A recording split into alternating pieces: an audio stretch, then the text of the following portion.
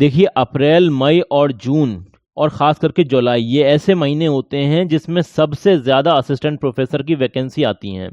और आपके लिए खुशखबरी है, क्योंकि असिस्टेंट प्रोफ़ेसर की बम्पर वैकेंसी आई हुई हैं लगभग सभी डिपार्टमेंट से। जी हाँ, सभी डिपार्टमेंट से बम्पर वैकेंसी आई हुई हैं। किस तरह से अप्लाई करना है, क्या पूरा प्रोसेस होने वाला है और क्या-क्या इम्पोर्टेंट इन्फॉर्मेशन है जो इनके ऑफ़िशियल नोटिफ़िकेशन में बताई गई है, वो कंप्लीट जानकारी मैं आपको बता दूँगा। सबसे पहली और इम्पॉर्टेंट बात ये है कि यहाँ पर बहुत सारे लोगों को ये दिक्कत होती है कि सर हमारी तो 45 ईयर एज हो गई, या फिर हम 50 साल के हो गए या 55 साल के हो गए, तो सर हम कैसे अप्लाई करें। तो आपको टेंशन लेने की ज़रूरत नहीं है, क्योंकि यहाँ पर एज लिमिट आप यहाँ पर क्लियरली पढ़ सकते हैं। एज लिमिट यहाँ पर 60 है, मतलब 60 साल तक के लोग अप्लाई कर सकते हैं। 60 साल तक के लोग अप्लाई कर सकते हैं। और आपकी जो सैलरी होने वाली है according to the official notification, मैं आपको बता रहा हूँ, एकेडमिक पे लेवल 10 के हिसाब से आपकी सैलरी होने वाली है। और 7th CPC के हिसाब से 57,700 से लेकर 1,82,400 ये पर मंथ आपकी सैलरी होने वाली है। अपने पास से नहीं बता रहा हूँ, ऑफिशियल नोटिफिकेशन से आपको जानकारी प्रोवाइड की जा रही है। ठीक है, सिलेक्शन प्रोसेस आपका जो होने वाला है वो मैं आपको डिटेल में बताऊंगा, लेकिन अभी पहले शॉर्ट में बता देता हूँ। API स्कोर मतलब एकेडमिक परफॉर्मेंस इंडिकेटर प्लस आपका इंटरव्यू, इन दोनों के बेसिस पर आपका सिलेक्शन होगा। तो चलिए पूरी बात ऑफिशियल नोटिफिकेशन के जरिए हम समझने की कोशिश करते हैं और किस तरह से अप्लाई करना है ये भी आपको बताते हैं। लेकिन आगे बढ़ने से पहले अगर आपने अभी तक चैनल को सब्सक्राइब नहीं किया है तो चैनल को सब्सक्राइब कर दें, रोजगार अपडेट विद आदिल खान को। यहां से आपको ऑथेंटिक इंफॉर्मेशन मिलती रहती है। जितने भी हायर एजुकेशन में वैकेंसीज वगैरह आती हैं, हम आप उसकी जो है डिटेल आपको प्रोवाइड कराते रहते हैं, तो इसे सब्सक्राइब जरूर कर लें। चलिए पूरा नोटिफिकेशन हम देख लेते हैं किस तरह से अप्लाई करना है और क्या सारा प्रोसेस होने वाला है। तो सबसे पहले तो आपको जानकारी होनी चाहिए, अगर आप असिस्टेंट प्रोफेसर बनना चाहते हैं और शॉर्टलिस्ट होना चाहते हैं, इंटरव्यू के लिए शॉर्टलिस्ट होना चाहते हैं, तो कौन कौन से इंपॉर्टेंट पॉइंट हैं जिन पर आपको ध्यान देना जरूरी है, मैंडेटरी है। तो पहली बात तो ये कि आपका API स्कोर चेक किया जाता है, एकेडमिक परफॉर्मेंस इंडिकेटर। अब API स्कोर जो चेक किया जाता है वो आउट ऑफ 100 में से चेक किया जाता है। सपोज दैट अगर आपने ग्रेजुएशन की है, BA BSc या BCom वगैरह कुछ भी, या BTech वगैरह किया है, तो उसमें आपने अगर ग्रेजुएशन की है तो ग्रेजुएशन में आपकी 80% थी या उससे ज़्यादा थी तो उसके 15 नंबर मिलते हैं। इसी तरीके से 60 और 80 के बीच में आपकी परसेंटेज थी तो 13 मिलते हैं। अलग अलग परसेंटेज के हिसाब से अलग अलग पॉइंट्स आपको मिल जाते हैं। ये आप यहाँ पर देख लेना और अपना API स्कोर ज़रूर से कमेंट सेक्शन में बताना, ताकि हम आपको राय दे सकें, बेहतर राय दे सकें। ठीक है ना। पोस्ट ग्रेजुएशन, क्योंकि यहाँ पर फीस भी लगेगी। अब भाई आप ये देख लीजिए कि आपका API स्कोर बहुत ही कम आ रहा है, 40 आ रहा है, 45 आ रहा है, तो क्या फ़ायदा अप्लाई करने का। तो इसलिए मैं आपसे कह रहा हूं कि आप अपना API स्कोर बता देना, जैसा भी होगा हम आपको राय दे देंगे। ठीक है ना। पोस्ट ग्रेजुएशन आपने कर रखा है, MSc वगैरह कर रखा है, उसमें आपकी 80% या उससे ज़्यादा थी तो 25 नंबर उसके भी मिल जाते हैं। इसी तरीके से 60 और 80 के बीच में थी तो 23 नंबर मिल जाते हैं। तो ये आपको ज़रूर से चेक कर लेना है। MPhil अगर आपने कर रखा है तब बात हो रही है, नहीं कर रखा है तो ये ऐड ही नहीं होगा। MPhil अगर आपने कर रखा है तो उसमें 60% थी, उसके 7 नंबर मिल जाते हैं। PhD आपने कर रखी है तो यहाँ पर आपको 30 नंबर मिल जाते हैं। JRF आप क्वालिफाई हैं तो 7 नंबर मिलते हैं, और वहीं पर अगर आपने नेट क्वालिफाई कर रखा है तो 5 नंबर मिल जाते हैं। सेट जो स्टेट एलिजिबिलिटी टेस्ट होता है असिस्टेंट प्रोफेसर के लिए, वो अगर आपने क्वालिफाई कर रखा है तो 3 नंबर उसके भी मिल जाते हैं। रिसर्च पेपर पब्लिकेशन अगर आपने कराएं तो हर एक साल के, एवरी ईयर के, आपको 2 मार्क्स, हर एक साल के 2 नंबर आपको मिलते हैं। मैक्सिमम यहां से जो आप गेन कर सकते हैं वो 10 नंबर गेन कर सकते हैं। ये भी इंपॉर्टेंट पॉइंट है। इसी तरीके से अगर आपने कहीं पर पढ़ाया है, टीचिंग एक्सपीरियंस आपके पास है, तो उसमें आप मान के चलिए कि कम से कम अगर आपने हर एक साल के जोड़े जाएं तो मैक्सिमम 10 नंबर आपको यहां से भी मिल जाएंगे। अवार्ड कैटेगरी की अगर हम बात करें तो इंटरनेशनल और नेशनल लेवल के अवार्ड हैं तो 3 नंबर, और स्टेट लेवल के अवार्ड आपके पास हैं तो उसके 2 नंबर मिलते हैं। अब कुछ और इंपॉर्टेंट पॉइंट हैं, उन्हें भी आप जो है यहां पर नोटिस जरूर करना। जैसे खास करके ये वाला पॉइंट नंबर A वाला, MPhil और PhD अगर आपके पास दोनों भी हैं तो आप 30 नंबर से ज्यादा नहीं गेन कर सकते, नहीं हासिल कर सकते। मैक्सिमम 30 ही नंबर आपको मिलेंगे। नेट भी है, JRF भी है, सेट भी है, तब भी 7 नंबर से ज्यादा आपको नहीं मिल सकते। अवार्ड कैटेगरी में भी 3 नंबर से ऊपर नहीं जा सकते आप। अब यहां पर एकेडमिक स्कोर आपका जो चेक किया जाएगा उसके जो नंबर मिलेंगे, एकेडमिक स्कोर के 80 रहेंगे। रिसर्च पेपर पब्लिकेशन के 10 नंबर रहते हैं। टीचिंग एक्सपीरियंस के 10 नंबर रहते हैं। इस तरह से ये टोटल जो API स्कोर आपका देखा जाता है वो 100 में से देखा जाता है। 100 में से देखा जाता है, ठीक है ना। अब यहाँ पर स्पेसिफिकली इस नोटिफिकेशन में ये नहीं बताया कि मिनिमम कितना होना चाहिए आपका एपीआई स्कोर, लेकिन हमने कई सारे नोटिफिकेशन देखे हैं, जैसे खास करके दिल्ली यूनिवर्सिटी का मैं आपको एग्जांपल दे दूं तो दिल्ली यूनिवर्सिटी में जो कॉलेज हैं, उसके एफिलिएटेड कॉलेज हैं, जो गवर्नमेंट कॉलेज हैं, वहां पर 55 अगर आपके नंबर आ रहे हैं आउट ऑफ 100 में से एपीआई स्कोर बन रहा है आपका, तो आपको इंटरव्यू की कॉल आ जाती है। ये किन के लिए? जनरल वालों के लिए। अगर आप किसी रिजर्व कैटेगरी से आते हैं तो 50 पर भी, मतलब 50 नंबर अगर आपके बैठ रहे हैं एपीआई स्कोर में 100 में से, तो भी आपको बुला लिया जाता है। तो अलग अलग यूनिवर्सिटी का अलग अलग थोड़ा बहुत रहता है, ये आप देख लेना। वैसे तो ये 2018 की गाइडलाइन ही फॉलो करते हैं यूजीसी के, तो ये सारी बात है। अब ये तो मैंने आपको बता दिया, चलिए इसका जो और नोटिफिकेशन है वो हम देख लेते हैं। सबसे पहली बात ये है इंपॉर्टेंट, यहाँ पर कौन कौन से ऐसे सब्जेक्ट हैं जिसमें आप अप्लाई कर सकते हैं। तो यहाँ पर सब्जेक्ट आप अपने देख लें। सबसे पहली बात यह है कि यहाँ पर एंथ्रोपोलॉजी में वैकेंसी है, यहाँ पर आप देख सकते हैं। बॉटनी में वैकेंसी है, और केमिस्ट्री में है, कॉमर्स में है, इकोनॉमिक्स में है, एजुकेशन में वैकेंसी है, इंग्लिश में वैकेंसी है, ज्योग्राफी में है, हिस्ट्री में है, होम साइंस में वैकेंसी है, मैथमेटिक्स में है, उड़िया में है, फिलॉसफी में है, फिजिक्स में है, पॉलिटिकल साइंस में वैकेंसी है। इसी तरीके से सोशियोलॉजी डिपार्टमेंट से भी वैकेंसी आई हुई है, स्टैटिस्टिक्स डिपार्टमेंट से भी वैकेंसी है, और जूलॉजी में भी है। अब यहाँ पर आप ये नोटिस कर लेना कि यहाँ पर जो टोटल वैकेंसी दे रखी है और जो भी कैटेगरी वाइज वैकेंसी का डिस्ट्रीब्यूशन है वो आप यहाँ से चेक कर सकते हैं। आपका पे लेवल जो होने वाला है, जो सैलरी मिलेगी, पे लेवल 10 के हिसाब से आपकी सैलरी होने वाली है 7th सीपीसी के हिसाब से। असिस्टेंट प्रोफेसर की भी वैकेंसी है, एसोसिएट की भी है, प्रोफेसर की भी है। अब ये जो होता है ना असिस्टेंट प्रोफेसर, यही होता है एंट्री लेवल वैकेंसी, इसी में आपको अप्लाई करना है, ठीक है ना। ये बात हो गई। चलिए इसके अलावा और जो इंपॉर्टेंट पॉइंट्स हैं वो भी हम आपको बताते चले जाएंगे। जैसे कि सबसे पहली बात तो ये है कि आपको ये पता होना चाहिए, ये है HIMS पोर्टल। ये HIMS पोर्टल है, इस पर जाकर आपको फॉर्म फिलअप करना है, इस पर जाकर आपको फॉर्म फिलअप करना है।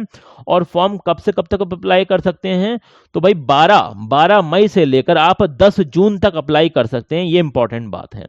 उसके बाद आपको करना क्या है, पहले तो आपको ऑनलाइन फॉर्म फिलअप करेंगे, उसका प्रिंट आउट निकलवाएंगे, जरूरी डॉक्यूमेंट्स उसमें अटैच करेंगे, सेल्फ अटेस्टेड करेंगे, और आपको करना क्या है, एक लिफाफे में आप एनवेलप वगैरह लगाकर स्पीड पोस्ट के माध्यम से आपको रजिस्ट्रार विक्रम देव यूनिवर्सिटी इस एड्रेस पर आपको सेंड कर देना है। 20 जून तक ये काम आपको कर देना है हर हालत में। तो ये इंपॉर्टेंट पॉइंट है, ठीक है ना। तो ये आप समझते चले जाइएगा। चलिए और भी जो इसमें इंपॉर्टेंट पॉइंट है वो भी हम आपको बताते चले जाएंगे। जैसे ये वाला भी इंपॉर्टेंट पॉइंट है, इसमें एलिजिबिलिटी क्या है। एलिजिबिलिटी आप क्लियरली समझ लीजिए, आपके पास मास्टर डिग्री होनी चाहिए और इसमें एटलीस्ट 55% होने चाहिए। कितने होने चाहिए? 55% तो एटलीस्ट होने ही चाहिए हर हालत में। ये किसके लिए है? ये जनरल वालों के लिए। अगर आप किसी रिजर्व कैटेगरी से आते हैं, जो कि यहाँ पर मेंशन कर रखा है, या पढ़ लेना ये वाला सेक्शन, तो यहाँ पर आपको 5% का रिलैक्सेशन मिल जाएगा। मतलब आप 50% अगर आपकी है मास्टर डिग्री में, तब भी आप अप्लाई कर सकते हैं, ये कहना चाह रहे हैं यहाँ पर। एक बात तो मास्टर डिग्री से रिलेटेड हो गई। अब चलिए आगे चलिए। उसके अलावा हाँ देखिए क्या बोल रहे हैं, beside fulfilling the above qualification, ऊपर वाली क्वालिफिकेशन तो होनी ही चाहिए, मतलब आपका मास्टर डिग्री तो कंप्लीट होना ही चाहिए। इसके अलावा द कैंडिडेट मस्ट, मतलब बहुत ही जरूरी है, have cleared the national eligibility test, मतलब नेट का टेस्ट आपका क्लियर होना चाहिए, कंडक्टेड बाय द यूजीसी या फिर CSIR, और सिमिलर टेस्ट आपके पास होना चाहिए जैसे कि सेट वगैरह। तो आप यहां पर अप्लाई कर सकते हैं। लेकिन जिन लोगों ने 2009 से पहले रजिस्ट्रेशन कराया था पीएचडी में और उन्होंने पीएचडी करी थी, तो उनके पास ओनली पीएचडी है और नेट JRF नहीं है, तब भी वो अप्लाई कर सकते हैं। ये वाला पॉइंट यही बोल रहा है, ये भी आप समझ लेना।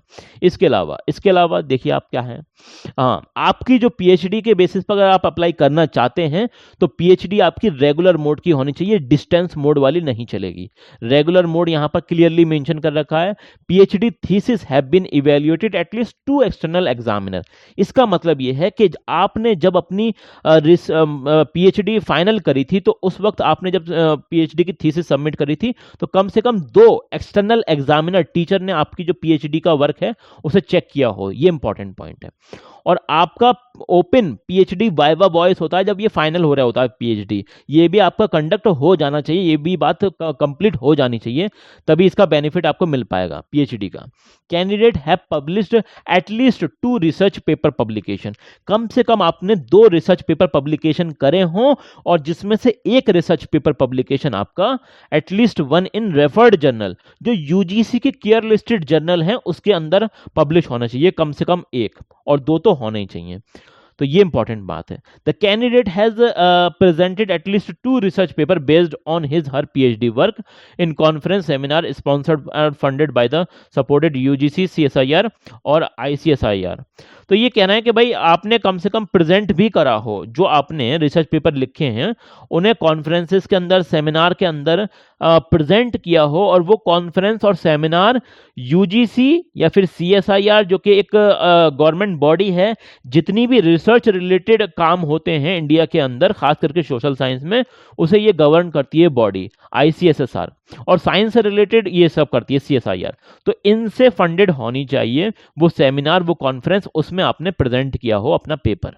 ये पीएचडी वालों के लिए बात हो रही है और लोगों के लिए नहीं हो रही है। अब कुछ सब्जेक्ट ऐसे होते हैं जिसमें पीएचडी होती ही, वो पीएचडी नहीं मतलब जिसमें नेट या सेट होता ही नहीं है या स्लेट होता ही नहीं है, तो वहां पर आप मास्टर डिग्री और पीएचडी के बेसिस पर भी अप्लाई कर सकते हैं ओनली। अगर आपने विदेश से पढ़ाई करी है, फॉरेन कंट्री से पढ़ाई करी है, तो आपकी यूनिवर्सिटी अगर टॉप 500 के अंदर है तो आप डायरेक्टली अप्लाई कर सकते हैं। नो नीड फॉर जेआरएफ और नेट, आपके लिए जेआरएफ और नेट की कोई जरूरत नहीं है, आप डायरेक्टली अप्लाई कर सकते हैं। ये भी इंपॉर्टेंट पॉइंट है। देखिए जो जो इंपॉर्टेंट पॉइंट है ऑलरेडी मैंने आपके लिए हाईलाइट कर रखे हैं। अब यहाँ पे मैंने आपको पहले ही बता दिया था कि आपकी जो एज लिमिट है वो 60 साल से ऊपर के नहीं होने चाहिए, 60 साल के नीचे के अगर आपकी एज तो आप अप्लाई कर सकते हैं, ठीक है ना, ये है। इसके अलावा selection committee shall as per the UGC regulation New Delhi हाँ वही कह रहे हैं कि भाई जो सिलेक्शन कमेटी है, जो रूल्स एंड रेगुलेशन फॉलो हो रहे हैं वो 2018 की जो गाइडलाइन है यूजीसी की वही फॉलो हो रही है अभी भी, ठीक है ना। तो ये भी इंपॉर्टेंट पॉइंट है। चलिए थोड़ा सा और देख लेते हैं। हाँ ये मैंने आपको बता दिया कि आपको एक एनवेलप, लिफाफा होना चाहिए जिसमें आप हार्ड कॉपी रखेंगे और फिर आपको जो है उसे सेंड करना है स्पीड पोस्ट के माध्यम से। ये यहाँ पर पढ़ लेना, ये यही बात बता रहा है इसमें, ठीक है ना। ये वाला पॉइंट हो गया। चलिए हाँ ये वो वाला पॉइंट है जो मैंने आपको शुरू में बताया था, candidate above 60 year will not be eligible to apply. जो 60 साल के ऊपर के लोग हैं वो अप्लाई नहीं कर सकते, क्लियरली मेंशन कर रखा है। ओके आगे बात समझ में। चलिए यहां पर आपकी फीस कितनी होने वाली है, तो फीस आप ये चेक कर लीजिए, ये फीस होने वाली है आपकी, और इस अकाउंट पर आपको जो है फीस पेमेंट करनी है। ये ऑफिशियल वेबसाइट से आप वेरीफाई कर लेना, इसी वाले नोटिफिकेशन को चेक करना। आप ऑफिशियल वेबसाइट पर जाइए और जैसे ये मैं आपको दिखा देता हूँ, ऑफिशियल वेबसाइट ये है आपका, विक्रम देव यूनिवर्सिटी उड़ीसा के अंदर है। ये गवर्नमेंट यूनिवर्सिटी आप यहाँ पर शुरू में ही देख सकते हैं, ये देख सकते हैं आप, फैकल्टी रिक्रूटमेंट 2026, यहाँ पर आपको क्लिक करना है और यहाँ पर तो ये 2 नोटिफिकेशन आपको मिल जाएंगे यहाँ से। ओके ये नोटिफिकेशन मैंने ऑलरेडी डाउनलोड कर रखे हैं और हाईलाइट भी कर रखे हैं, तो मैं आपको ऑफिशियल नोटिफिकेशन से ही हमेशा बताता हूं, ठीक है ना। अपने पास से कोई इन्फॉर्मेशन मैं प्रोवाइड नहीं करता हूं, फिर भी आपकी जिम्मेदारी है उसे वेरीफाई करें फिर अप्लाई करें, ठीक है ना, क्योंकि आप यहाँ पर पैसे खर्च कर रहे हैं, ठीक है ना, आपकी जिम्मेदारी बनती है। एनी चेंज और अमेंडमेंट, देखिए ये वाला पॉइंट भी इंपॉर्टेंट है। एनी चेंज और अमेंडमेंट, कोई भी बदलाव अगर आता है इस नोटिफिकेशन में, in this advertisement shall be displayed on the university website only. तो इसकी खबर आपको कहां मिलेगी, यूनिवर्सिटी की वेबसाइट पर मिलेगी। और ऐसा होता रहता है, कई बार ये देखा गया है कि ये वैकेंसीज निकालते हैं और किसी ना किसी वजह से उस वैकेंसी को ये कैंसिल कर देते हैं, ठीक है ना, उसका नोटिफिकेशन भी जारी करते हैं। तो ये इंपॉर्टेंट बात है, तो आपको यूनिवर्सिटी की वेबसाइट से जुड़े रहना है, क्या करना है, अपडेट उसकी चेक करते रहना है, ठीक है ना। Application without signature will not B consider and rejected without refund of application processing fee. देखिए अगर आपने सिग्नेचर किए बगैर ही उसे आपने भेज दिया तो आपका जो फॉर्म है वो रिजेक्ट हो जाएगा। ये भी इंपॉर्टेंट पॉइंट है। बाकी ये जितने भी पॉइंट हैं आपको अप्लाई करने से पहले एक बार पढ़ लेना जरूरी है, ये सारे पॉइंट्स हैं, ठीक है ना। अब कुछ और अगर पॉइंट हैं तो वो भी हम देखते चले जाएंगे। देखिए, candidate will be judged holistically cognitive domain. देखिए, आपका मतलब सारी चीज़ें चेक की जाएंगी, ठीक है ना। कॉग्निटिव डोमेन का मतलब ये है कि आपकी सब्जेक्ट जो सब्जेक्ट एक्सपर्टीज है उसे चेक किया जाएगा। इसके अलावा साइकोमोटर डोमेन भी आपका चेक किया जाएगा जब आप असिस्टेंट प्रोफेसर के लिए इंटरव्यू देने जा रहे हैं, तो सारी चीज़ें चेक करेंगे। क्या मतलब है साइकोमोटर डोमेन का? एक्सपीरियंस एंड स्किल, आपका क्या एक्सपीरियंस है, क्या स्किल आपके पास है, वो सारी चीज़ें चेक की जाएंगी।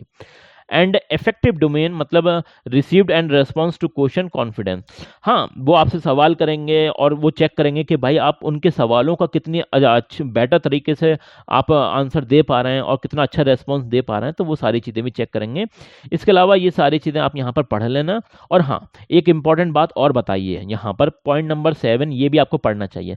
The candidate called for interview shall be came prepared with PPT as per the following. देखिए, जो लोग अगर एपीआई स्कोर में पास हो जाते हैं तो उन्हें ज़रूर से ये लोग बुलाएंगे और किसके लिए? इंटरव्यू के लिए बुलाएंगे। तो आपको पीपीटी मतलब पीपीटी बनाकर ले जानी है, आपको स्लाइड बनाकर ले जानी है। और ये इन्होंने बता दी हैं, 9 स्लाइड होनी चाहिए। कितनी होनी चाहिए? 9 स्लाइड नंबर 1 2 3 क्या लिखा होना चाहिए, ये सब यहाँ पर इन्होंने मेंशन कर रखा है, तो ये आप यहाँ पर पढ़ लेना डिटेल में। और इसका फ़ॉन्ट साइज़ भी बताया, सारी चीज़ें बताई हैं, ठीक है ना। तो ये आपको पढ़ना है, ये ज़रूरी चीज़ें हैं, ठीक है ना। इसमें ब्रीफ बायोडेटा आपको बताना है, जैसे सब्जेक्ट डोमेन स्ट्रेंथ आपको बतानी है। तो ये आपके पॉइंट्स हैं, ये आपको पढ़ लेना चाहिए, सारे पॉइंट्स इंपॉर्टेंट हैं, ठीक है ना। चलिए, ये भी बात हो गई, ये मैंने आपको पहले ही बता दिया। आपको अप्लाई कहाँ से करना है? तो अप्लाई आपको इस वाले पोर्टल से करना है, HIMS पोर्टल है, higher education information management system. ये उड़ीसा का मतलब एकमात्र ऐसा प्लेटफॉर्म है जहाँ से बहुत सारे एप्लीकेशन फॉर्म फिलअप किए जाते हैं। जैसे कि यहाँ से आप अप्लाई कर सकते हैं, अप्लाई फॉर यूनिवर्सिटी रिक्रूटमेंट। यहाँ पर आप क्लिक करेंगे तो ये आपको मिल जाएगा, मैं आपको दिखाता हूँ। ये यहाँ से आप लॉग इन कर सकते हैं, साइन अप कर सकते हैं, ठीक है ना। हाउ टू अप्लाई में जाएंगे तो ये आपको पूरा कंप्लीट यहाँ पर जानकारी प्राप्त हो जाएगी। सबसे पहले आपको रजिस्ट्रेशन करना है, फिर प्रोफाइल डिटेल आपको बतानी है, अपलोड डॉक्यूमेंट करने हैं, अप्लाई फॉर पोस्ट करना है, फिर यहाँ पर आप अपना रिकॉर्ड भी ट्रैक कर सकते हैं, सारी चीज़ें हैं, ठीक है ना। तो इसी पोर्टल से आपको वेबसाइट पर सारी चीज़ें मिल जाएंगी, इसी वेबसाइट से। ये देख सकते हैं, उड़ीसा यूनिवर्सिटी रिक्रूटमेंट पोर्टल है, यहीं पर आपको चेक करना है। सारी इन्फॉर्मेशन आपको प्रोवाइड करा दी है। और फिर भी अगर आपको कोई बात समझ में ना आए तो ये है आपका चैनल रोजगार अपडेट विद आदिल खान। कोई दिक्कत, कोई परेशानी हो, कमेंट सेक्शन में बता देना।